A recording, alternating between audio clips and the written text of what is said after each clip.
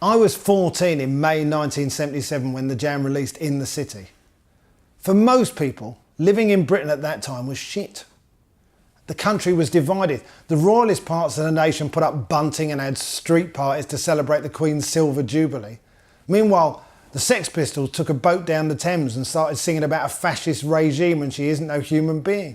In the real world, there were inner city riots, industrial unrest, high levels of unemployment, football violence and terrorism, partly aided by my father, as you'll discover. The police regularly made up evidence to convict people who hadn't done anything, and the BBC got some of its biggest audiences for two shows, one of which where white men blacked up to sing songs, and another one where a paedophile made children's wishes come true. The food was terrible. Terrible. There was one type of cheese. One. Can you imagine living in a world where there's one type of cheese? There were no fresh mangoes in the supermarket. Bananas were the only acceptable tropical fruit. Peaches and pineapples came in a tin. There was no lapsang, souchong or Earl Grey tea. There was just tea. There was no lattes or macchiatos or chocomochachinos or whatever. There was just instant coffee. It tasted like bathwater, but you got it straight away.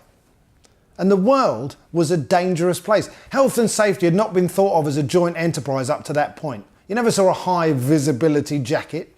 Everyone smoked. No one wore a seatbelt. Drink driving was tolerated. I mean, how else were you meant to get home from the pub? School playgrounds were built exclusively on concrete.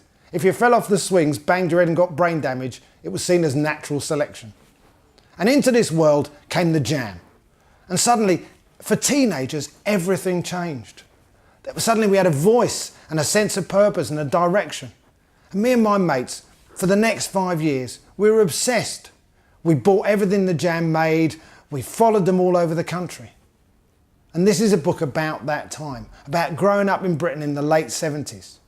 If you're interested in social history, if you love the band, if you were a teenager at that time, this will be a great read. In 1982, 5 years later, Paul Weller announced that the band was splitting up. I'd never experienced grief up to this point in my life. I was devastated. I'm just about over it now. There'll never be another band like the Jam. For those of us who went on that 5-year journey with them, the love ran deep. It still does. They helped me to grow up. They helped me to be someone.